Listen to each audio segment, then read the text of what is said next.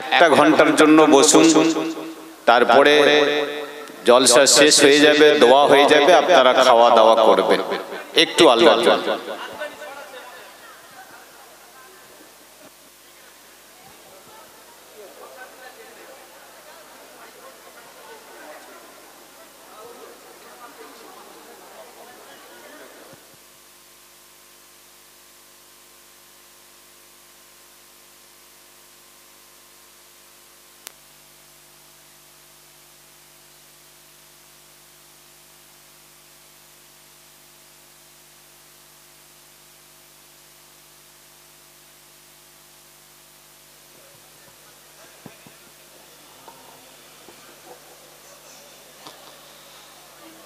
السلام عليكم ورحمة الله وبركاته.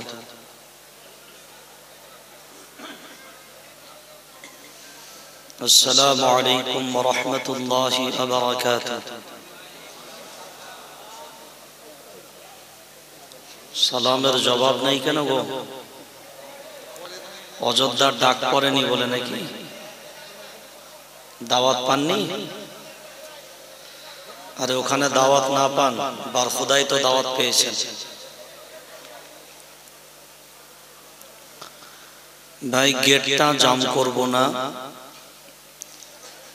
খাওয়া দাওয়ার ব্যবস্থা তো যত হবার হয়ে গেছে, বাকি জলসার পরে হবে। অন্তত আমরা যে উদ্দেশ্যে এসেছি, অন্তত কিছুক্ষণের জন্য আমরা সময় দিই, যাতে করে অন্তত এই মজলিসটা সুন্দরভাবে হয়। আলহামদুলিল্লাহ আলহামদুলিল্লাহিল্লাযী জাআলা আশ-শামসা ওয়াল কমারা বিহুসবান ওয়ান নাজমা ওয়াশ-শাজারা ইয়াসজুদান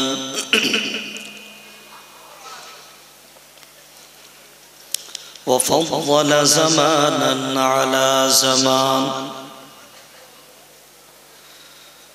كما فضل مكانا على مكان وإنسانا على إنسان ونشهد أن لا إله إلا الله وحده لا شريك له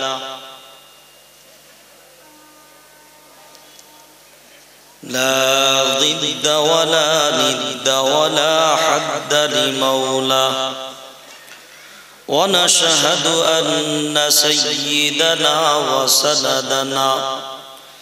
وسندنا وحبيبنا وحبيب ربنا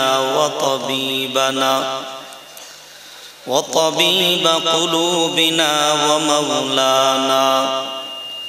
ومولانا محمدا عبده ورسوله صلى الله تعالى عليه وعلى آله وأصحابه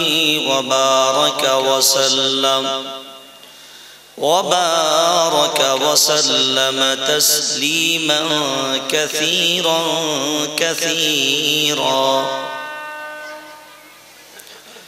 أما بعد فأعوذ بالله من الشيطان الرجيم. بسم الله الرحمن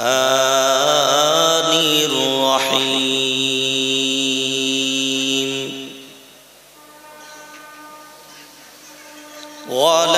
ولنبلونكم بشيء من الخوف والجوع ونقص من الأموال والأنفس والثمرات وبشر الصابرين. قال الله تعالى في موضع آخر. وقال النبي صلى الله عليه وسلم كلكم راع وكلكم مسؤول عن رعيته. الإمام راع ومسؤول عن رعيته، والرجل في أهل بيته راع، أو كما قال عليه الصلاة والسلام: يا أيها الذين آمنوا صلوا عليه وسلموا تسليما. اللهم صل على محمد وعلى آل محمد كما صليت على إبراهيم وعلى آل إبراهيم إنك حميد مجيد. اللهم بارك على محمد وعلى آل محمد كما باركت على إبراهيم وعلى آل إبراهيم إنك حميد مجيد. এই দরুদটা সবাই পড়তে জানেন তো নাকি? তাহলে সবাই জোরে পড়েন, আমরা একটু শুনি। উচ্চ আওয়াজে এই দরুদটা পড়েন, যেটা তালে তালে ভিড়ল না, সুরে তালে মিলল না। এই দরুদটা সবাই উচ্চ আওয়াজে পড়েন, আপনারা পড়বেন, আমরা শুনব। পড়েন জোরে, সবাই জোরে। সাউন্ড পেলাম না, জোরে বলে।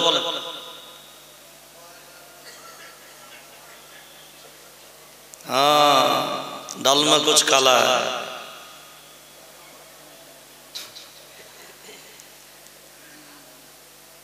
तर माने ये हमारे बस की बात नहीं। যারা এটা পড়লো না এরা সব 6 ওয়াক্তের মুসল্লি। কত ওয়াক্তের? 6 ওয়াক্তের মুসল্লি। আর যারা পড়েছেন তারা 5 ওয়াক্তের মুসল্লি। কারণ ঈদ বা বকরিদ যখন ঈদ আসে এদেরকে তখনই দেখতে পাওয়া যায়, আর না হলে এটা রজব মাস চলছে, সামনে রমজান মুবারক একটা গুরুত্বপূর্ণ মাস আসছে, তখন একটা জোয়ার দেখা যাবে।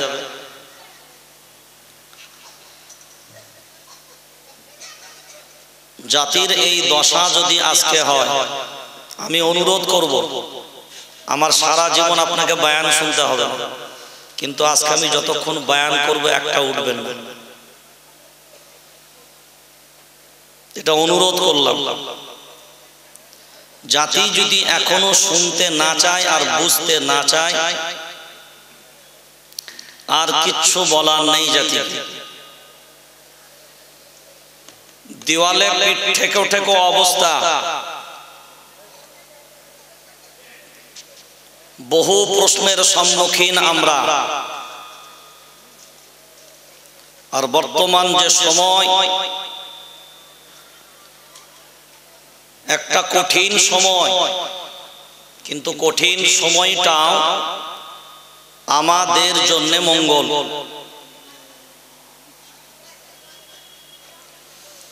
ঈমানওয়ালা হবেন আর অগ্নি পরীক্ষা দেবেন না, এটা কি করে হবে? ঈমানওয়ালা হবেন আর সুখে রাত দিন কাটাবেন, এটা হতে পারে না। কষ্টের মাঝে আপনার ধৈর্যের পরিচয়টাই তো ঈমানের পরিচয়। জালিমের জুলুমের মাঝেও আপনার ধৈর্যের পরীক্ষাটাই তো ঈমানের পরীক্ষা হবে। সেই জন্য বিক্ষিপ্ত ভাবে ছড়িয়ে ছিটিয়ে না থেকে আইবি, ডিআইবি, গোয়েন্দা বিভাগ যারা বিভিন্নভাবে আছেন এবং শুনছেন, আমি বিনয়ের সাথে অনুরোধ করব প্রত্যেকটা ভাবনা যেন নেগেটিভ না থাকে, কারণ ভারতবর্ষ একটা ধর্ম নিরপেক্ষ গণতান্ত্রিক রাষ্ট্র।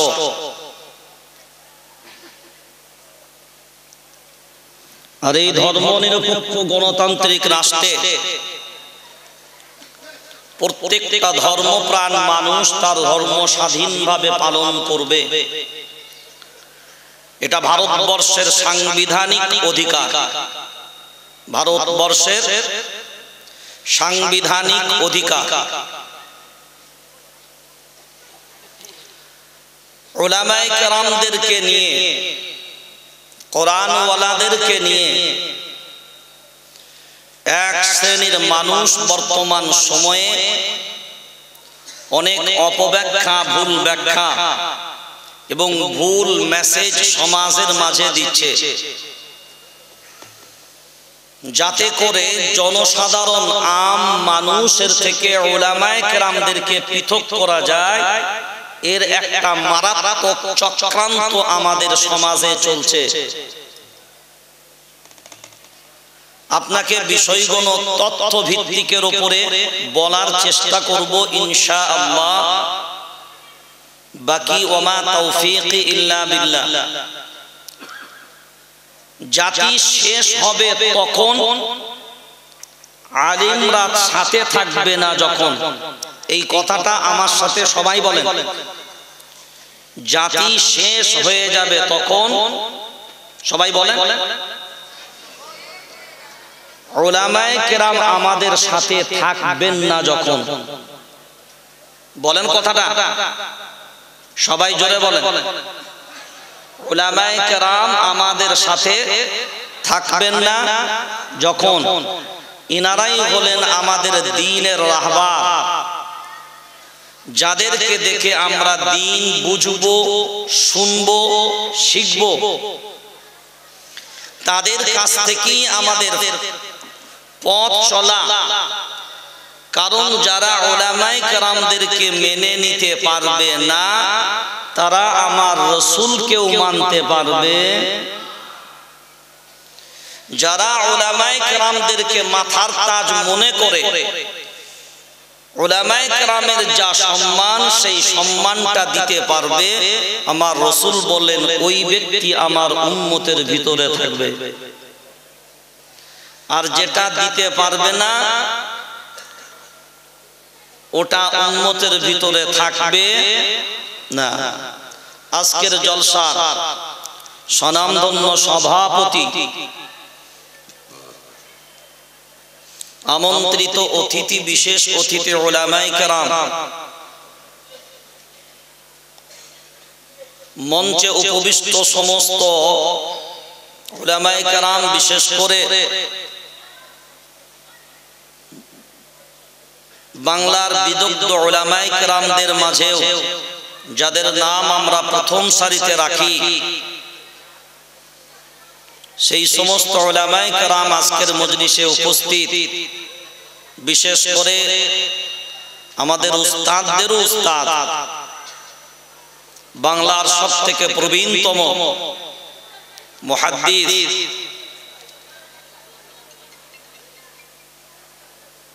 হযরত মাওলানা আজিজুল হক কাসেমী সাহেব হাফিজাহুল্লাহ বিশ্রাম করছেন, তিনিও আজকের শেষ মোনাজাত করবেন। বাকি যে সমস্ত উলামায়ে কেরামরা উপস্থিত আছেন, সামনে আইম্মায়ে মাসাজিদ সহ দিনদার, ইমানদার, দিন দরদি ভাই সকল, পর্দা নসিনা ধার্মিকা মা ও বোনেরা, মাদ্রাসার তলাবা, উস্তাদ কমিটি, দল মত নির্বিশেষে, জাতি ধর্ম বর্ণ নির্বিশেষে, পথচরিত মানুষ, প্রশাসনিক বন্ধু, সর্বস্তরের মানুষকে জানাই আন্তরিক শুভেচ্ছা, মোবারকবাদ এবং অনেক অনেক অভিনন্দন।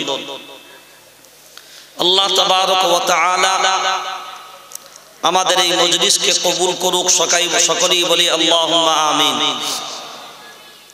যে উদ্দেশ্য নিয়ে আমরা বসেছি, আমাদের সকলের নিয়তকে আল্লাহ সহি বানান এবং আজকের এই জায়গা থেকে আমাদের যেন সকলকে উপকৃত হবার মতন আল্লাহ তৌফিক দান করেন।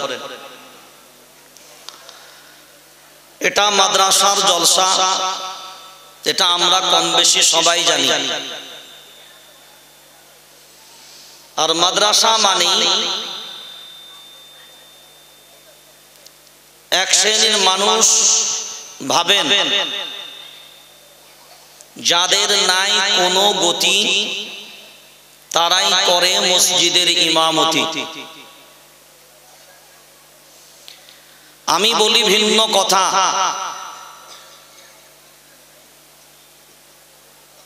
তোমাদের নেই কোনো গতি, তাই তো করি আমরা মসজিদের ইমামতি। আমাদের দ্বারাতে হয়নি এ দেশ ও জাতির ক্ষতি, আমরাই গর্ব ইনশাআল্লাহ এ দেশ ও জাতির উন্নতি। যে মাদ্রাসা থেকে ইমাম তৈরি হবে, যে মাদ্রাসা থেকে কোরআনের ছাত্র তৈরি হবে, যে মাদ্রাসা থেকে আলিম তৈরি হবে, আমাদের সাধারণ আমের ভিতরে এক শ্রেণীর মানুষের ধারণা হলো যাদের ব্রেন স্মৃতিশক্তি কম হবে, যাদের বুঝ শক্তি কম হবে, যারা বুঝবে কম, যাদের বুদ্ধি শুদ্ধি কম হবে, যারা সব থেকে দুষ্টু হবে, যারা সব থেকে বদমাইশ হবে, আমরা মনে করি এইগুলোই মাদ্রাসায় পড়ে। যার কারণে অনেক মানুষের ধারণা এটাই, সমাজের বা পরিবারের ফ্যামিলির ওই সন্তানগুলোই তো মাদ্রাসায় তালিম নেয়, যেগুলো পরিবারের সংসারের সব সন্তানদের থেকে লো ক্লাসের ছাত্র হয়, ওইগুলোই মাদ্রাসায় পড়ে। কিন্তু জেনে রাখা দরকার, বিনয়ের সাথে বলছি, একজন আলিমে দ্বীন কোরআন হাদিস গবেষণা করে যা ইলম অধ্যয়ন করে, সারা পৃথিবীর দুনিয়াবি শিক্ষা, আমরা কি বলি দুনিয়াবি শিক্ষাটাকে কি শিক্ষা বলি? জোরে বলেন, সবাই জোরে বলেন। জেনারেল কি শিক্ষা? জেনারেল মানে কি? জোরে বলেন। সাধারণ। তাহলে এটা আমরাও স্বীকার করি, জেনারেল মানে হলো সাধারণ শিক্ষা। তাহলে সাধারণ যদি এটা হয়, তাহলে এর ফার্স্ট ক্লাস, এর খাস কোনো না কোনো শিক্ষা আছে। সেটা কোথায়? খুব ভালো করে আমার দিকে প্রথমে তাকান। আমরা ছোটবেলা থেকে শুনে আসছি, একে চন্দ্র, দুয়ে পক্ষ, তিনে নেত্র, চারি বেদ, এমন করে আছে না? নয়ে জোরে বলেন নবগ্রহ। কিন্তু নাসার বিজ্ঞান বছরখানা পূর্বে তারা বলল না, 9খানা গ্রহ হতে পারে না, কারণ আমরা আমাদের যান্ত্রিক দিয়ে ধরা পড়েছে এখনো 2খানা গ্রহ আমরা দেখতে পেলাম। তাহলে নাসার বিজ্ঞানের কথা অনুযায়ী যদি আমরা এগিয়ে যাই, তাহলে 9 নবগ্রহ, 9টা গ্রহের জায়গায় নাসার বিজ্ঞান বলে না আরো 2টা গ্রহ আছে। তাহলে 9 আর 2 কত? তাড়াতাড়ি বলেন। 11। আজ আমরা 1400 বছর পরে এখনকার নাসার বিজ্ঞান বলে না না, 9টা গ্রহ না, 11টা গ্রহ পাওয়া গেছে। ওরে আল্লাহর গোলাম, যারা বলেন কোরআন ওয়ালারা অনেক পিছিয়ে, আমি তাদেরকে প্রথম জিজ্ঞাসা করি, এত এত বই না, এত এত বই না, কোরআনুল কারীম একটা ছোট্ট কিতাব, আজমতময় কিতাব। এই কোরআন ওয়ালারা যারা এইটাকে কণ্ঠস্থ করে, আফালা ইয়াতাদাব্বারুনাল কুরআন, এই কোরআন নিয়ে যারা গবেষণা করে, যাদের অন্তরগণ তালাবদ্ধ নয়, এই কোরআন নিয়ে ভাবনা চিন্তা যারা করে, যারা এই কোরআন নিয়ে সবকিছু জীবনের সবকিছু কোরআনকে সামনে রেখে এখন ভাবনা চিন্তা করে দেখেন 1450 বছর আগে তখন নাসার কোনো বিজ্ঞান নাই। আল্লাহ কোরআনুল কারীমে তখন জানিয়েছিলেন, ইয ক্বালা ইউসুফু লিআবিহি ইয়া আবাতি ইন্নী রাআইতু আহাদা আশারা কাওকাবা ওয়াশ-শামসা ওয়াল কমার রাআইতুহুম লি সাজিদিন। আল্লাহু আকবার বলেন। أحد عشر كوكبا والشمس والقمر رأيتهم لي ساجدين। কোরআনুল কারীম 1450 বছর আগে 11 সংখ্যাটা সেই দিনকে ইউসুফ আলাইহিস সালাম পিতা ইয়াকুব আলাইহিস সালামকে জানিয়ে দিলেন, আহাদ আশারা কাওকাবা ওয়াশ-শামসা ওয়াল কমার রাআইতুহুম লি সাজিদিন। সেই দিনকে 11 সংখ্যা ইউসুফ আলাইহিস সালাম জানিয়ে দিলেন 1450 বছর আগে। তারপরে আবার বললেন ওয়াশ-শামসা ওয়াল কমার, তারপরে বললেন সূর্য এবং চন্দ্র। এখন যদি ভাবনা চিন্তা করে দেখি, বলো 1450 বছর আগে যে কোরআনুল কারীম, কোরআনের জ্ঞান যারা অধ্যয়ন করে, এরা 1450 বছর পিছিয়ে না 1450 বছর আগে? কথা বলে জোরে বলে 1450 বছর। এই কিছুদিন আগে ভারতবর্ষ থেকে চন্দ্রযান কি 3 চন্দ্রযান 3, এই চন্দ্রযান 3 গেল, বলো 14 দিন রোদ থাকবে, এর ব্যাটারি চার্জ থাকবে, ওই 14 দিনের ভিতরে সব ছবি সব কিছু উঠে আসবে। 14 দিন পর ব্যাটারি যখন সূর্য তাপ পাবে না, বলে ব্যাটারি চার্জ শেষ হয়ে যাবে, আবার 14 দিন পরে যখন সূর্য উদিত হবে আবার ব্যাটারিতে চার্জ হয়ে যাবে, চন্দ্রযান আবার খাড়া হয়ে উঠবে। সারা দুনিয়ার মানচিত্রে সব আশা নিয়ে রইল, মা 14 দিন আমরা সবকিছু পেলাম, চন্দ্রের সবকিছু। দেখেন যে চন্দ্র আল্লাহ বানিয়েছেন, الذين يذكرون الله قياما وقعودا وعلى جنوبهم ويتفكرون في خلق السماوات والارض ربنا ما خلقت هذا باطلا। এগুলো আমরা অধিকাংশ সময় উলামায়ে কেরামদের কাছ থেকে শুনি। আল্লাহর সৃষ্টি, আল্লাহর কুদরত সম্পর্কে গবেষণা করো, চিন্তা করো, ফিকির করো, দেখো, তারাই তো প্রকৃত জ্ঞানী। দেখেন চন্দ্র সম্পর্কে গবেষণা করলো কারা? চন্দ্র সম্পর্কে ভাবনা চিন্তা করলো যারা, আমরা তাদেরকে আজকে বিজ্ঞানী কি বলি? কথা বলে কি বলি? বিজ্ঞানী বলি। কেন না? আল্লাহর সৃষ্টি সম্পর্কে ভাবনা চিন্তা করে তারা আজকে বিজ্ঞানী, আল্লাহর সৃষ্টি সম্পর্কে গবেষণা করে তারা আজকে বিজ্ঞানী। তাহলে আপনি চিন্তা করে দেখেন, এই গবেষণা করার, এই চিন্তা ভাবনা করার আল্লাহ অর্ডার দিলেন। এখন চিন্তা করে দেখেন, বিজ্ঞানীরা সবাই মনে মনে ভাবলো 14 দিন পরে আমাদের থিওরি অনুযায়ী আবার সূর্যের আলো পাবে, ব্যাটারি চার্জ হয়ে গেলে আবার ফুল উঠবে। কিন্তু আল্লাহ বলছে আমি তুললে তবে তো উঠবে। ঘুম পাড়ানোর মালিকের নাম তাড়াতাড়ি বলেন। ঘুম পাড়ানোর মালিকের নাম আল্লাহ।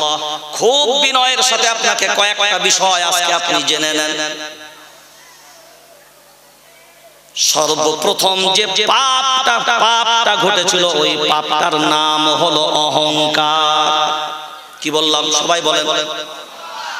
সর্বপ্রথম যে পাপ, ওই পাপটার নাম কি নাম? অহংকার। সেইটা আপনারা কম বেশি সবাই জানেন। আল্লাহ যখন আযাজিলকে বলল সাজদা কর, সে তখন গবেষণা করে ভাবনা চিন্তা করে তার মেমোরি কাজে লাগাচ্ছে। আমি আগুন দ্বারা তৈরি, আগুন কোনোদিন উপরে চললে উপরে যাবে, নিচেই পড়বে না।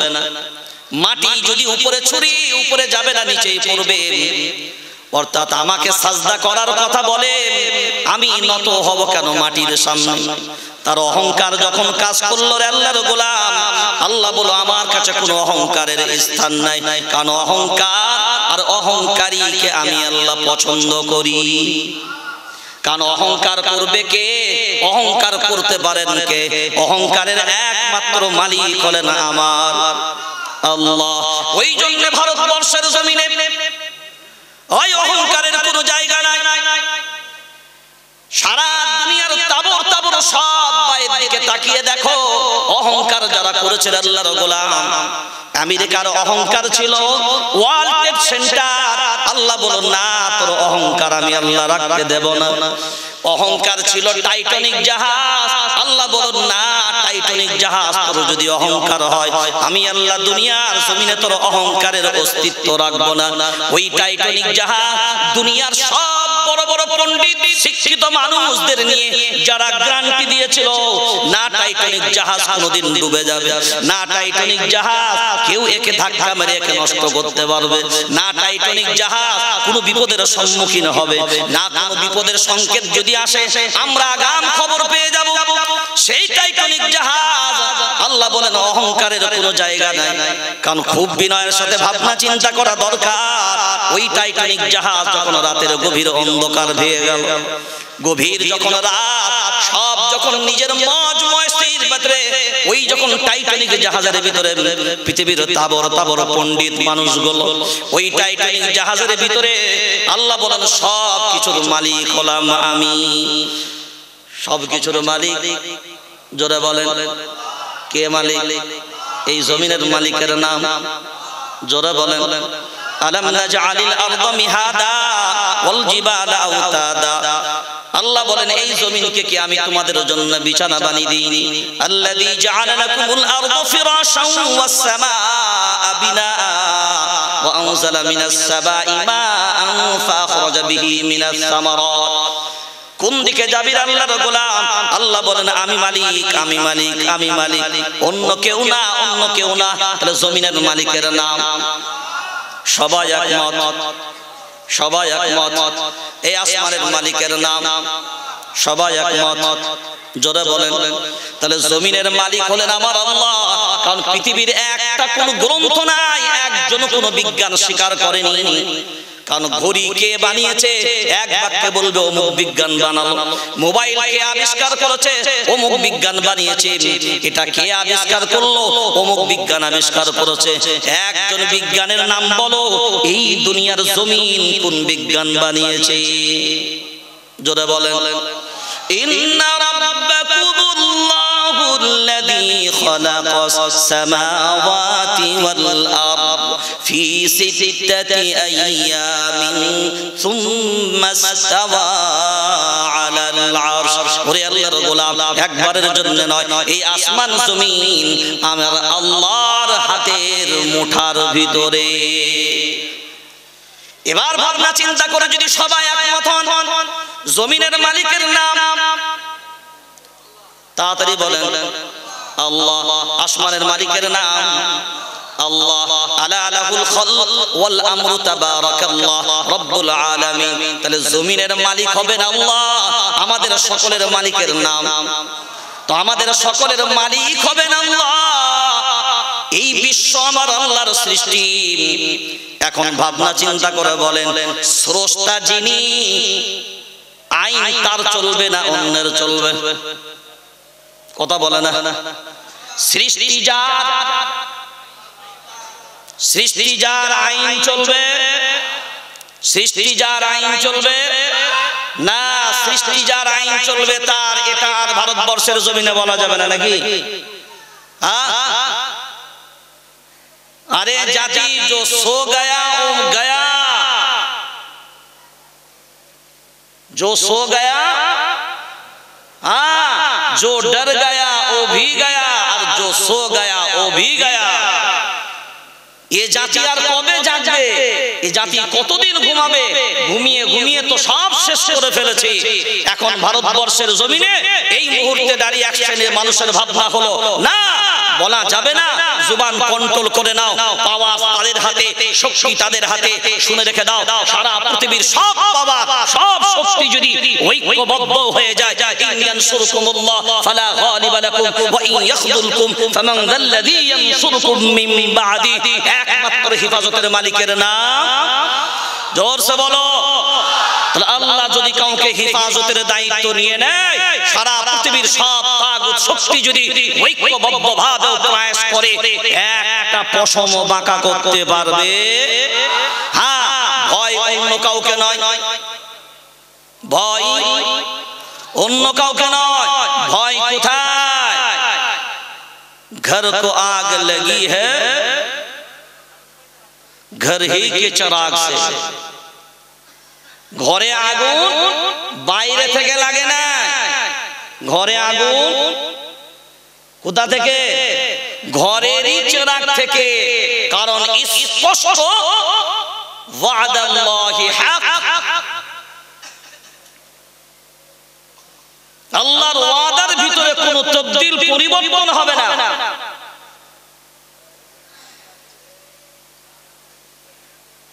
আল্লাহ যা ওয়াদা করে দিয়েছেন সেটা বাস্তবায়িত হবে, কোনো সন্দেহ নাই। এখন এই মুহূর্তে দাঁড়িয়ে প্রত্যেকটা মানুষের কাছে একই জিনিস বুঝছে, সেটা হলো ভারতবর্ষের জমিনে যে যেমন পাচ্ছে সে তার মতো করে বর্ণনা করছে। প্রথম আমার দিকে তাকান, আমরা যেমন মুসলিম জাতি, আমরা একটা ধর্ম পালন করি, ধর্মের নাম সবাই বলেন।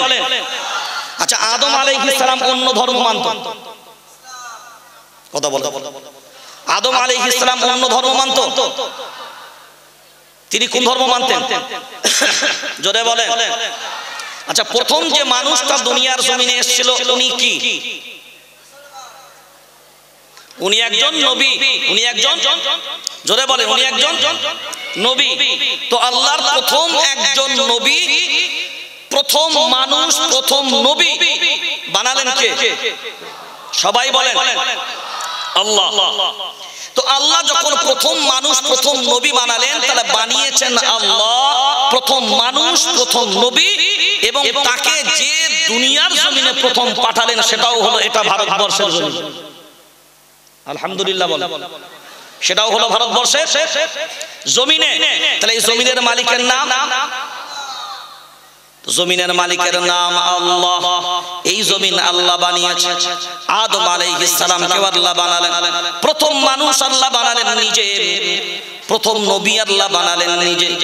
এখন ভাবনা চিন্তা করে জবাব দেন, এই বিশ্বের মাটিতে প্রথম ঘর যেটা নির্মাণ হলো সেটাও কে বানিয়েছে? জোরে বলেন। ইন্না আউওয়ালা বাইতিন উযিআ লিন-নাস লাল্লাযী বিবাক্কাতা মুবারাকান ওয়া হুদাল লিল-আলামিন। আল্লাহু আকবার বলেন। এই জমিন আমার আল্লাহর, বাইতুল্লাহ প্রথম ঘর আমার আল্লাহ বানালেন, প্রথম মানুষ আল্লাহ বানালেন, প্রথম নবী আল্লাহ বানালেন, এবং সেই নবীকে আল্লাহ প্রথম দুনিয়ার জমিনে, এই ভারতবর্ষের জমিনে পাঠালেন। হে মুসলমান, আপনার জন্য শুধু বয়ান নয়, ভারতবাসীর জন্য বয়ান নয়, বিশ্ববাসীর জন্য কথা বলি, শুনে রেখে দেন। আমার আল্লাহ যেহেতু কোরআনুল কারীমে আগেই বলেছেন, সূরার নাম সূরা আল ইমরান, ৩য় নম্বর পারা ১১ নম্বর সাফার ভিতরে আল্লাহ ক্লিয়ার করেছেন, ইন্নাদ-দীনা ইনদাল্লাহিল ইসলাম। আমার আল্লাহর কাছে মনোনীত ধর্মের নাম, তাড়াতাড়ি বলেন। এখন এবার ভাবনা চিন্তা করে আমার সাথে সবাই বলেন, মায়ার নবী মদিনাওয়ালা। ভারতবর্ষের এক শ্রেণীর মানুষ আর গদি মিডিয়া আর এক শ্রেণীর মানুষের ধারণা হলো ইসলাম বুঝি মক্কা থেকে এইছে, তার আগে বুঝি ইসলাম ছিল। জোরে বলেন, তার আগে বুঝি কোন শরীয়ত ছিল? বলেন না, শুধুমাত্র মায়ার নবী মদিনাওয়ালা, তার থেকে এই দিন ধর্ম শরীয়ত আসলো। না রে আল্লাহর গোলাম, না। দুনিয়ার জমিনে মায়ার নবী মদিনাওয়ালার উপরে পবিত্র কোরআনুল কারীম আল্লাহ নাযিল করলেন। তার পূর্বে আসমানি কোন কিতাব ছিল? তার পূর্বের আসমানি কিতাব ইনজিল আল্লাহ ঈসা আলাইহিস সালামের উপরে নাযিল করেছিলেন। তার পূর্বের শরীয়ত, তার পূর্বের দিন, তার পূর্বের শরীয়ত ছিল আল্লাহ দিয়েছিলেন মুসা আলাইহিস সালামের উপর। নামক আসমানি কিতাব, তার পূর্বে আল্লাহ দিয়েছিলেন জাবুর নামক আসমানি কিতাব, তার পূর্বে আল্লাহ দিয়েছিলেন সহিফা নামক ছোট ছোট আসমানি কিতাব। এখন ভাবনা চিন্তা করে বলো, যারা বলো আরব থেকে ইসলাম বুঝে আসলো আল্লাহর গোলাম, প্রথম নবী আদম আলাইহিস সালাম, আল্লাহ তাকে যখন দুনিয়া জমিনে পাঠালেন, বলো আমার আদম আলাইহিস সালাম কার অনুসরণ করতেন, কার কথা মানতেন, কার পূজা করতেন, কার আরাধনা করতেন, কার ইবাদত করতেন? দুনিয়ার জমিনে এমন কোন নজির নাই আদম আলাইহিস সালাম আল্লাহ ছাড়া অন্যের ইবাদত করেছিল। এবার তাহলে বলেন, সেই আদম আলাইহিস সালাম দুনিয়ার জমিনে আসলেন প্রথম কোথায়? তাড়াতাড়ি বলেন। এই ভারতবর্ষের জমিনে, অখণ্ড ভারতবর্ষ যখন ছিল শ্রীলঙ্কা এই ভারতের অংশ, নেপাল বার্মা ভুটান ভারতের অংশ, বাংলাদেশ পাকিস্তান আফগানিস্তান ভারতের অংশ, সব যখন একটা মহা ভারতবর্ষ ছিল আল্লাহর গোলাম, সেই সময় আমার আব্বা আসলেন এই দুনিয়ার জমিনে, এই ভারতবর্ষের জমিনে। এখন বিবেচনা করে আমরা যদি এখান থেকে বলি, আমার আব্বা যে দুনিয়ার জমিনে প্রথম আসলো, ওই জমিনের মালিক আমার আব্বা হবে না কে হবে তোমরা বলো? জমিনের মালিক তো আল্লাহ, কিন্তু ওই জমিনকে পাঠালেন জমিনের উপরে যাকে, এখন ওই জমিনটা সরবরাহ করবে, ব্যবহার করবে কে? কথা বলো, জোরে বলে। আমরা কার ছেলে? জোরে বলে। আদম আলাইহিস সালামের ছেলে আমরা। তো আমরা যদি আদম আলাইহিস সালামের ছেলে হয় আর আমার আব্বা যদি আদম হয়, এখন বলো আমার আব্বা যে দুনিয়ার জমিনে প্রথম এসেছিল, তুমি এবার আমাকে বিবেক দিয়ে বলো এই দুনিয়ার জমিন এর মালিক হলো আল্লাহ, আদম আলাইহিস সালামকে পাঠানোর মালিক আমার আল্লাহ। প্রথম দুনিয়ার জমিনে যে ঘর সেটাও হলো বাইতুল্লাহ, আল্লাহর ঘর। তাহলে ঘরও আল্লাহ, জমিনও আল্লাহ, বান্দাও আল্লাহ, প্রথম নবীও আল্লাহ, প্রথম হুকুমও আল্লাহ, প্রথম শরীয়তও আল্লাহ। তো প্রথম শরীয়ত প্রথম হুকুম যদি আল্লাহর হয়, আল্লাহ বলেন আমার মনোনীত ধর্মের নাম ইসলাম। ভিন্ন জায়গায় সূরার নাম সূরা মায়েদা 6 নম্বর পারা 6 নম্বর সাফায় আল্লাহ বলেছেন, আল ইয়াউমা আকমালতু লাকুম দীনাকুম ওয়া আতমামতু আলাইকুম নি'মাতি ওয়া রাদিতু লাকুমুল ইসলাম দীনা। দ্বীনকে আজকে কমপ্লিট করা হলো, মুকাম্মাল। এরপরে আর ওহী আসবে না, আসমানি কোনো নির্দেশিকা আসবে না, শরীয়তের কোনো বিধান নতুন করে আর উপর থেকে আসবে না। কমপ্লিট করার অর্থ হলো এর পূর্ব থেকে রানিং ছিল, আজকে এটা সিল মারা হলো, আজকে এটা সিল মারা হলো, এ মোহর লাগিয়ে দেওয়া হলো। নতুন করে আর সরিভাবে আইন চালু করা যাবে না, উপর থেকে আর আসবে না। এখন যাদের এ হলো ধারণা যে সৌদি থেকে আরব থেকে ইসলাম এসেছে, ইসলামের জন্ম তার আগে থেকে নয়, বরঞ্চ পৃথিবীর মানচিত্রে আমরাই আগে, আমরাই আগে, আমরাই আগে। তাহলে বলো আদম আলাইহিস সালাম কার অনুসরণ, কার ইবাদত করত? জোরে বলেন আল্লাহ। এখন আইন চল, এই হুকুম, এই ভাবনা চিন্তা যদি আমরা করি, সৃষ্টি যার আইন চলবে, অন্য কারোর না, আল্লাহর গোলাম আইন চলবে তার। এই ভারতবর্ষের জমিনে বর্তমান সময় আজকের দিনটা হলো 25শে জানুয়ারি। কত জানুয়ারি? 25শে জানুয়ারি। রাত্রি 12টা বেজে গেলে আজকের জন্য দিনটা হবে 26শে জানুয়ারি, অর্থাৎ প্রজাতন্ত্র দিবস। প্রজাতন্ত্র দিবস ভারতবর্ষের একটা এমন দিন যে দিনে সংবিধান ভারতবর্ষের জন্য লাগু হয়েছিল। অর্থাৎ ভারতবাসীর জন্য একটা জিনিস জেনে নেন, স্বাধীনতার সময় স্বাধীন ভারতবর্ষ, যারা স্বাধীনতার জন্য, যারা আজাদির জন্য লড়াই করেছিল, তারা এই ভারতবর্ষ স্বাধীন করেছিল এই কারণে ইংরেজদের গোলামি করব না, ইংরেজদের গোলামি চলবে না, চোরচুরি চলবে না, বাটপাড়ি চলবে না, জালিমের জুলুম চলবে না। তাদের জালিমের জুলুম রুখে দেওয়ার জন্য সমস্ত ধর্মের মানুষ ঐক্যবদ্ধভাবে কাঁধে কাঁধ মিলিয়ে, একদিকে গান্ধীজির মতন মানুষ, একদিকে বল্লভ ভাই প্যাটেলের মানুষ, একদিকে জওহরলাল নেহরুর মেহেরুর মতন মানুষ, একদিকে অন্যান্য যারা ছিল তারাও, একদিকে মাহমুদুল হাসান দেওবন্দির মানুষ, উবাইদুল্লাহ সিন্ধির মতন মানুষ, আতাউল্লাহ বুখারী রাহিমাহুল্লাহর মতন মানুষ, কাসিম নানুতুবি রাহমাতুল্লাহ আলাইহির মতন মানুষ, যেমন একদিকে ভিন্ন রব আছে, একদিকে দাড়িওয়ালা টুপিওয়ালারাও দাঁড়িয়ে গেছে। আমরা যদি খুব ভাবনা চিন্তা করে দেখি, সব কাঁধে কাঁধ মিলিয়ে এই ভারতবর্ষ স্বাধীন এই জন্য করলো, একটাই উদ্দেশ্য ছিল, চোর চুরি করতে দেওয়া যাবে না, চোরকে চুরি করতে দেওয়া যাবে না, এ দেশের মাটিতে কোনো রকমের জুলুম চলবে না। সব জালিমের মোকাবেলার জন্য লক্ষ লক্ষ হাজার হাজার কাতারে কাতারে রক্তের প্রয়োজন হলে রক্ত দেব, তারপরেও এ দেশের স্বাধীনতা নিয়ে আসবো। এ দেশের দেশীয় মানুষদের যে ভাবনা চেতনা নিয়ে এ দেশের স্বাধীনতা এসেছিল, আজকে যদি বর্তমান সময়ে আমরা যদি লক্ষ্য করে দেখি, কাউকে লুটে পুটে খাবার জন্য এ দেশের মাটিতে এককভাবে নিজের মানচিত্রে এক চোখ দেখানোর জন্য কাউকে দেখাবে আর এ দেশের মাটিতে রাজ্য চালাবে, রাজ শাসন করবে, এটা হতে দেওয়া যাবে? হতে দেওয়া যাবে না। যেমন অহংকার আল্লাহ পতন ঘটাবে, এতে কোনো সন্দেহ নাই। পৃথিবীর মানচিত্রে অহংকার থাকতে পারে না। এখন বিষয় সব থেকে বড় জিনিস হলো, মুসলমান মনে মনে ভাবছেন আপনারা বুঝি হেরে গেছে। কোরআনওয়ালাদের কাছে, আলিমদের কাছে আমরা দোষারোপ করছি। আমি শোনেন, আমি আপনাদেরকে জিজ্ঞাসা করছি, জবাবটা আপনারা আমাদেরকে দেন তো, আমরা সন্তুষ্ট হব আপনারা যদি আজকে আমাদেরকে জবাব দেন। সমস্ত উলামায়ে কেরাম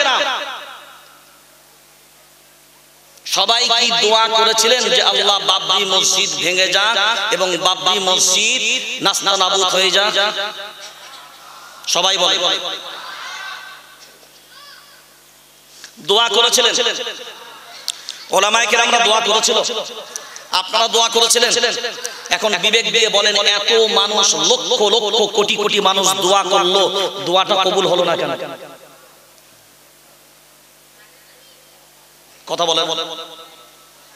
আপনি যদি আল্লাহর প্রতি সেই ভরসা, আপনি যদি এটা জানেন তিনিই হলেন আমার স্রষ্টা, তিনিই হলেন আমার সৃষ্টির মালিক, তাহলে এত দাড়িওয়ালা, টুপিওয়ালা, কোরআনওয়ালা আমরা মুসলমান যারা নিজেদেরকে দাবি করছি, আমরা সবাই মসজিদে মসজিদে কাতারে কাতারে স্টেজে এত দোয়া করলাম, এত দোয়া করার পরেও কবুল হলো না কেন?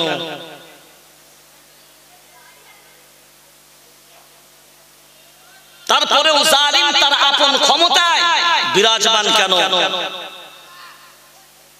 আমরা এই দিকটা ফলো করেছি আর পিছনের দিকটা ফলো করিনি। শুধু সামনে চিকন চাকন আর ভেতরে খড়ের গুঁজো। সামনে চিকন চাকন, ভিতরে খড়ের গুঁজো। না, মুসলমানের নিরাশ হবার কোনো জায়গা নাই। সুপ্রিম কোর্টের জাজমেন্ট, ওর কপি আমার কাছে আছে। সুপ্রিম কোর্টের জাজমেন্ট আমরা পড়েছি। আমি ওয়াকফ বোর্ডে একটা মেম্বারে কয়েকজন অ্যাডভোকেট ছিলেন, যখন কনফারেন্স করছিলাম একটা কোনো ওয়াকফ ম্যাটার নিয়ে, তো সুপ্রিম কোর্টের একটা জাজমেন্ট আমাদের সামনে রাখলেন। রাখার পরে পরিষ্কার স্পষ্টভাবে মসজিদ যদি একবার উল্লেখিত হয়ে যায়, ওটা সারা জীবন মসজিদ থাকবে, ওই মসজিদ নাম কাটা যাবে না। এটা যদি ভারতবর্ষের সুপ্রিম কোর্টের জাজমেন্ট হয়, আমি প্রথমেই বললাম 26শে জানুয়ারি প্রজাতন্ত্র দিবস, যেটা রাত্রি 12টার পরে আসবে, ভারতবর্ষের সংবিধান যেদিনকে লাগু হয়, এখানে যারা আছেন শিক্ষিত সহ সাধারণ আম পাবলিক, বুদ্ধিমান তো সবাই, আপনারা বিবেক দিয়ে বলেন, যখন দেশ স্বাধীন হয়ে গেল, তারপরে যখন মানুষ স্বাধীনভাবে বিচরণ করতে শুরু করলো, আইন তখন বানানো হয়েছিল না তার আগে? দেশ স্বাধীন করার আগে কি আইন বানানো হয়েছিল না স্বাধীনতার পরে আইন বানানো হয়েছিল? সবাই বলেন না কেন? স্বাধীনতার পরে।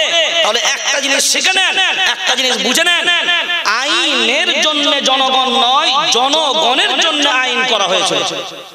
কথা বলেন না? কিসের জন্য? তাহলে জনগণকে মারার জন্য আইন না জনগণকে বাঁচানোর জন্য আইন? সবাই বলেন।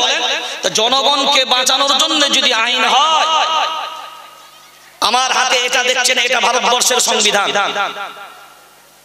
এটা ভারতবর্ষের কথা বলে ভারতবর্ষের সংবিধান আপনি যদি বলেন তো আমি হাদিসের ইবারতের মতন পুরো পেজ নাম্বার ধারা নাম্বার খুলে খুলে আপনাকে আমি দেখাতে পারবো, বলতে পারবো। যদিও দেখে মুখস্থ করে নিয়ে বলছি, আপনি চাইলে আপনার সামনে আমি খুলে প্রত্যেকটা ধারা দেখাতে পারবো।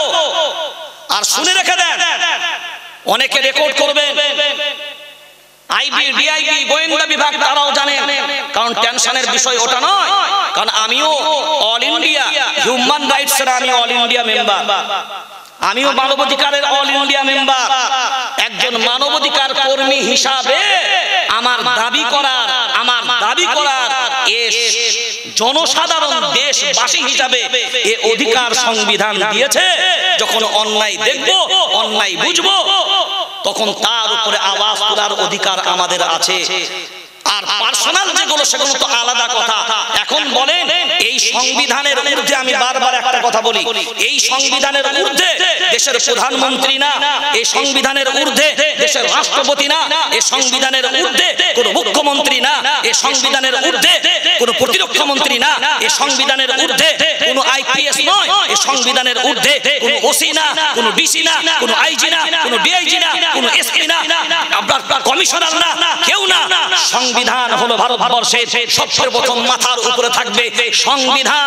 কারণ যদি প্রধানমন্ত্রী ভুল করে সংবিধান তাকে পথ দেখাবে, মুখ্যমন্ত্রী ভুল করলে সংবিধান তাকে পথ দেখাবে, রাষ্ট্রপতি ভুল করলে সংবিধান তাকে পথ দেখাবে।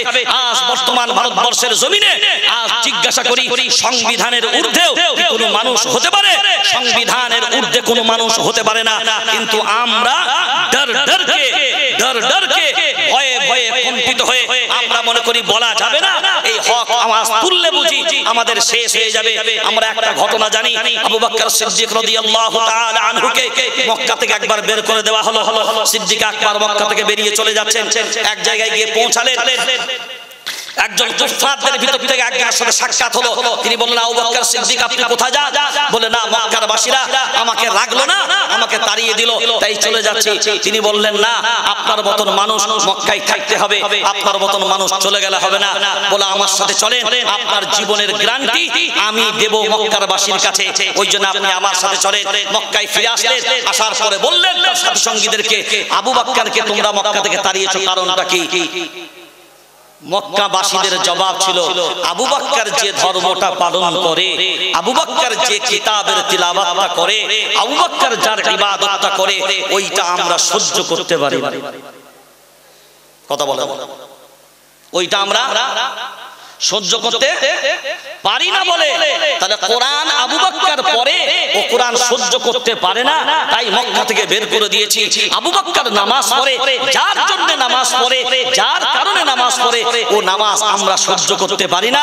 ও যে কথাগুলো বলে, যে ভালো মন্দের কথাগুলো বলে, সেইগুলো আমরা সহ্য করতে পারি না, তাই ওকে বিতাড়িত করলাম। হ্যাঁ, তুমি যখন বলছো একান্তই, তাহলে তোমার কথা অনুযায়ী আমরা ওকে থাকতে দেব, কিন্তু শর্ত হলো তাকে বাড়ির ভেতরে ইবাদত করতে হবে, বাইরে ইবাদত করা যাবে না। আবু বকর সিদ্দিক রাদিয়াল্লাহু তাআলা আনহু তিনি রাজি হয়ে গেলেন, সম্মতি জানিয়ে দিলেন। তিনি বললেন, ঠিক আছে, বাড়ির ভিতরে ইবাদত করব, বাইরে বার হব না। বাড়ির বাইরে বার হলেন না, কিন্তু নামাজের জন্য, ইবাদতের জন্য তিনি বাড়ির বারান্দার কাছে একটা মসজিদের মতন তৈরি করে ইবাদতখানা বানিয়ে সেইখানে তিনি ইবাদত করা শুরু করলেন। বেশ কিছুদিন ইবাদত যখন করেন, কোরআন তিলাওয়াত করেন, নামাজ আদায় করেন, আবু বকর সিদ্দিক রাদিয়াল্লাহু তাআলা আনহু তিনি যখন কোরআন তিলাওয়াত করতেন, আজ তো আমাদের কোরআন তিলাওয়াত মাশাআল্লাহ নাই। কোরআন তিলাওয়াত আমাদের তো ছেলেদেরকে যদি বলা হয় তো বলবো, আমাদের কি আর কোরআন শেখার প্রয়োজন হবে? রাগ করেন না। আমাদের বক্তব্যে ছেলেদের থেকে মেয়েদের সংখ্যা, কথা বলেন, মেয়েদের সংখ্যা বেশি। কারণটা কোথায় জানেন? মায়েরা বাচ্চাদেরকে বলে মনা। আপনাদের বাচ্চাদেরকে কি মনাই বলে তো নাকি? না কচি কি বলে বাচ্চাদেরকে? কোচি বলে, কোচি যা মক্তবে কোরআনটা শিখে নে, নাহলে বিয়ের সময় ঝামেলা। কখন? কারণ ছেলের বাপ তো গোপে পাক দিতে দিতে আসবে, মেয়ে কোরআন জানে কিনা। আর যে বেটা জিজ্ঞাসা করছে, ও আলিফের অ বোঝে, যে জিজ্ঞাসা করছে মেয়ে কোরআন জানে কিনা, সে আলিফের অ বোঝে না। এরা দেখলো যে আমাদেরকে তো, আর আমাদেরকে যখন মেয়ের বাবরা দেখতে আসবে ও কথা কি আর থরি জিজ্ঞাসা করবে? দেখবে ছেলের বিল্ডিংটা ভালোই আছে, অবস্থাটা বেশ খারাপ নয়, পয়সা করি মনে হচ্ছে খুব ভালো, জানো মাতাল হোক জাত ভালো, কারণ বিল্ডিংটা তো আছে, কিছু থাকা না থাক, মদ খাক, জুয়া খেলো, তারপরে ছেলেটার নাম আছে, এলাকার একটা হ্যামসম মতন আছে, সবকিছু আছে, অসুবিধা নাই। তো ও দেখছে ওকে তো আর কেউ জিজ্ঞাসা করবে না যে ছেলে কোরআন জানে কিনা, নামাজ পড়ে কিনা, মদ ছাড়ে কিনা, জুয়া খেলে কিনা, এটা কেউ জিজ্ঞাসা করেন? কথা বলেন বিবেক দিয়ে। ওয়ার রাজুলু ফি আহলি বাইতিহি, কোন ব্যক্তি ছাড় পাবেন না। আপনি গার্জেন হবেন আর আপনি দায়িত্বশীল হবেন না, আপনি গার্জেন হবেন আর আপনাকে গার্জেন সম্পর্কে আপনাকে আল্লাহর কাছে জিজ্ঞাসার জবাব দিতে হবে না, এটা কোনোদিন হবে না। আপনি ইমাম হলেও আপনাকে তার মুক্তাদি সম্পর্কে যেমন জিজ্ঞাসা করা হবে। আপনি এমন নয়, নেতা হয়েছেন বলে এমন নয়, মনে করলেন প্রধানমন্ত্রী হয়ে গেলাম, রাষ্ট্রপতি হয়ে গেলাম, উপরাষ্ট্রপতি হয়ে গেলাম, স্বরাষ্ট্রমন্ত্রী হয়ে গেলাম, বাস যা ইচ্ছা গেল ক্ষমতা, লাঠি যার হাতে ভ্যাঁস তার হাতে, লাঠি যার ব্যাস তার। এখন যদি এটা আমরা ভাবনা চিন্তা করে দেখি, মনে করে আমরা সব হয়ে গেলাম, জবাব দিতে হবে না। শুনে রেখে দেন, সাক্ষাতের একটা দিন একদিন আসবে, সাক্ষাতের একটা দিন একদিন, কথা বলে না, সেদিন সাক্ষাৎ হবে, সমস্ত জালিমের সামনে মজলুম দাঁড়াবে, রবের সামনে তার প্রত্যেকটা মখলুক দাঁড়াবে, এবং প্রত্যেকটা জালিমের সামনে মজলুম এই কথা সেই দিনকে বলবে, সাক্ষ্য দেবে, আয় আল্লাহ এই সেই জালিম যার জুলুমের কারণে আমরা স্থির হতে পারিনি, অস্থির হয়ে গিয়েছিলাম, সেই দিনকে কিন্তু জবাব দিতে হবে, কেউ ছাড়া পাবেন না। এখন ভাবনা চিন্তা করে দেখেন, আবু বকর সিদ্দিক রাদিয়াল্লাহু তাআলা আনহু কোরআন তিলাওয়াত যেমনি করতেন, ওনার চোখ দিয়ে পানি আসতো, কাঁদতেন। এই যে কাঁদতেন, যখন জনসাধারণ আম মানুষ এই দৃশ্যটা দেখতো, চোখের দিকে তাকিয়ে থাকতো, মুখের দিকে তাকিয়ে থাকতো, দেখবেন মানুষ যখন কাঁদে না, নিজের ইচ্ছা না গেলেও কারোর কান্না দেখে অটোমেটিক কান্না, ঠিক বলছি না বল, অটোমেটিক কান্না আসে, দেখবেন চাই না, আপনার মন চাচ্ছে না, কিন্তু ওর কান্না দেখে অটোমেটিক দেখা দেখি চাষ আর পাশাপাশি বাস, ও যেমনি দেখে দেখবেন এরও শুরু হয়ে গেছে। এখন মক্কার বেঈমান গুলো দেখছে, হায় আমাদের বিবিরা, আমাদের ছেলেরা, আমাদের লোকরা, এ তো আবু বকরের সামনে বসে বসে এরা যেভাবে কান্না শুরু করে দিয়েছে, মানে কোরআন শুনে এরাও তো আস্তে আস্তে যেভাবে মন গলে যাচ্ছে, এ বুঝি আর ঠেকানো যাবে না। এমন একদিন আসলো যখন বাইরে ইবাদত, তখন এবার মক্কার বেঈমান না বলল, না আবার তুমি বাইরে ইবাদত শুরু করেছো, এটা মানা যাবে না, আর তোমার জীবনের নিরাপত্তা, বলো ডাক সেই ব্যক্তিকে যে জীবনের নিরাপত্তা দিয়েছিল, তাকে ডাক দেওয়া হলো, বললো এই ব্যাপার, ওই জন্য আর সম্ভব নয়। তিনি আবু বকর সিদ্দিককে বললেন, আপনাকে তো বলেছিলাম এই শর্তের বিনিময়ে যদি থাকেন তাহলে আপনি নিরাপদে থাকবেন, আপনার নিরাপত্তার দায়িত্ব নিলাম, আর যদি এই শর্তগুলো আপনি না মানতে পারেন তাহলে আমি নিরাপত্তা আমি তুলে নিলাম। এবার এদিকে তাকান, আবু বকর সিদ্দিক রাদিয়াল্লাহু তাআলা আনহু সেই দিনকে বেঈমানদের সামনে যে জবাবটা দিয়েছিলেন আল্লাহর গোলাম, বর্তমান সময়ে আমাদেরকেও সেই জবাবটা মুখস্থ করে নেওয়া লাগবে। সিদ্দিক আকবর সেই দিনকে সব বেঈমানদের সামনে বললেন, আমি আবু বকর আল্লাহর ইবাদত বন্দেগী করব, লুকিয়ে করব, গোপনে করব। গোপনে করলে তবে তোমরা নিরাপত্তা দেবে, আর প্রকাশ্য করলে নিরাপত্তা দেবে না। আমি তোমাদের নিরাপত্তার ভরসার আশা করি না, একমাত্র ভরসা আমি করি যা তিনি উপরে আছেন, ওয়া আলাল্লাহি ফালইয়াতাওয়াক্কালিল মুমিনুন। আল্লাহু আকবার বলেন। কোরআনুল কারীম সূরা ইউনূসের ভিতর আল্লাহ বললেন 11 নম্বর পারা 15 নম্বর সাফার প্রথম আয়াতেই বললেন, আলা ইন্না আউলিয়া আল্লাহি লা খাউফুন আলাইহিম ওয়া লা হুম ইয়াহজানুন। আল্লাহ ওয়ালা যারা হবে তাদের টেনশন করা লাগবে না, চিন্তার কোনো কারণ আছে না। আল্লাহ ওয়ালা যারা হবে তাদের কোনো টেনশন নাই, চিন্তার কোনো কারণ নাই। আমরা আল্লাহ ওয়ালা না সুদ ওয়ালা? কথা বলে না, তাড়াতাড়ি বলেন। আমরা আল্লাহ ওয়ালা না সুদ ওয়ালা? আমরা আল্লাহ ওয়ালা না হারাম ওয়ালা? তাড়াতাড়ি বলেন।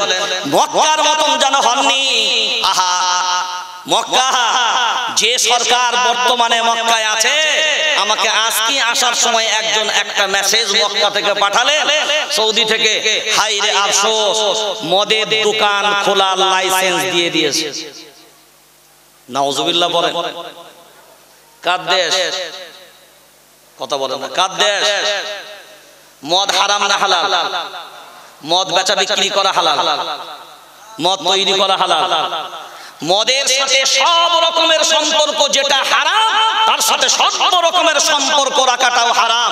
এই মদের লাইসেন্স দিল যে সৌদির সরকার, রাজ পরিবারের নেতা। আজকে সে এখন বিবেক দিয়ে বলেন, আমি ওই জন্য প্রায় বলি হালাল জুয়াখানা খুলেছে হারাম। কি জুয়াখানা? কথা বল, কি জুয়াখানা? এ জুয়াখানা আবার হালাল হয়? বলছে মদ খাও, মদ হারাম। আরো ভূখণ্ডে মদ খাওয়াটা হারাম, কিন্তু ভূখণ্ডে হারাম হতে পারে, উপরে তো আর হারাম নয়। আমেরিকার সেনাদেরকে বললো তোরা নিচেই খাবি না, প্লেনের উপরে খাবি।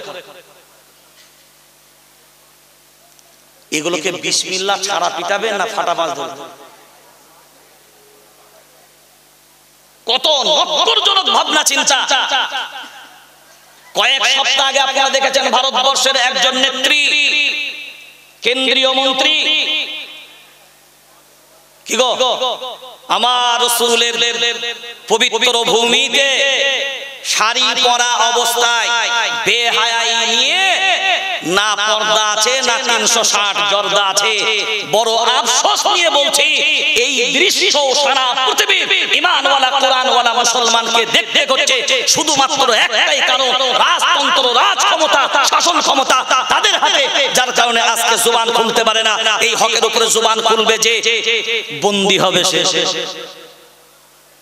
সেই অ্যারেস্ট হবে, তার জবান বন্ধ করে দেওয়া হবে। চিন্তা করে দেখেন, সেই পবিত্র ভূমিও যদি আজকে অপবিত্রতার জায়গায় দাঁড়িয়ে যায়, মদের লাইসেন্স খোলাটা তাদের জন্য তো সহজ ব্যাপার, হালাল জুয়াখানা খোলা তো তাদের জন্য সহজ ব্যাপার। ওই জন্য আমরা বুক ফুলিয়ে দ্ব্যর্থহীন কণ্ঠে বলি। আমি সেদিন বাংলাদেশে জলসা করতে গিয়ে বললাম, আমরা শোনেন, আপনাদের 92-95% মুসলমানের দেশ হতে পারে, দেশ হতে পারে, আমি এইভাবেই বললাম, দেশ হতে পারে। তারপরেও বলে রাখলাম, শুনে রেখে দেন, আপনাদের থেকে আমরা ভারতবর্ষের মুসলমান আলহামদুলিল্লাহ অনেক ভালো আছি। আপনাদের মতন দিন রাত স্টেজে কাদা ছোড়াছুড়ি না, আলিমের উপরে প্রকাশ্যে হাত তোলা আমার দেশে আল্লাহর ইহসান হতে পারে। আমার দেশের প্রধানমন্ত্রী তিনি শ্রী শ্রী দামোদর মোদী মহাশয়, কোনো অসুবিধা নাই, কিন্তু তারপরেও দ্ব্যর্থহীন কণ্ঠে বলতে পারি, আপনাদের থেকে আল্লাহ আমাদেরকে অনেক ভালো রেখেছে। আর শুধু তাই নয়, সারা দুনিয়া, মক্কা ভূমি আর মদিনা শহর, এই দুটো শহর বাদ দিয়ে আমার মনে হয় সারা পৃথিবীর মানচিত্রে আল্লাহর শুকর, আল্লাহর ইহসান, ভারতবর্ষের মুসলমানরা অনেক অনেক হাজার হাজার গুণ ভালো আছে।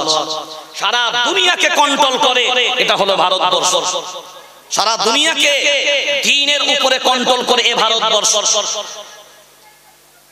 তাবলীগি মার্কাজ বলো না ইয়ার, মিশর জামে আজহার পৃথিবীর সবথেকে বড় বিশ্ববিদ্যালয়, কোনো সন্দেহ নাই। কিন্তু একটা জেনে রেখে দেন স্পষ্ট ভাবে, এটা সারা দুনিয়ায় যাবে, প্রত্যেকটা দেশে মিশর জামে আজহারের ছাত্র পাওয়া যাবে না। কিন্তু আপনাকে দায়িত্ব নিয়ে বলতে পারি, হকের উপরে পরিপূর্ণ যেভাবে উলামায়ে দেওবন্দরা আছে, দারুল উলুম দেওবন্দের এমন কোন পৃথিবীর মানচিত্র নাই, একটা দেশ দেখাতে পারবেন না যে দেশের কোনায় একজন দারুল উলুমের কোন ছাত্র পাওয়া যাবে। নারে তাকবীর, নারে তাকবীর, উলামায়ে দেওবন্দ জিন্দাবাদ। বলুন দেওবন্দ জিন্দাবাদ, নারে তাকবীর, নারে তাকবীর। কারণটা কি জানেন? উলামায়ে দেওবন্দ শুধুমাত্র আলিম হিসাবে একজন নয়, দেওবন্দ দারুল উলুম একটা প্রতিষ্ঠান হিসাবে নয়, দেওবন্দ দারুল উলুম হলো ওর নাম, উলামায়ে দেওবন্দ হলো তার নাম। ডান দিক থেকে বাতিলের আক্রমণ আসলে ডান দিক দিয়ে প্রতিরোধ করে দেয়, বাম দিক দিয়ে আক্রমণ আসলে বাম দিক দিয়ে প্রতিরোধ করে, সম্মুখ দিক দিয়ে আক্রমণ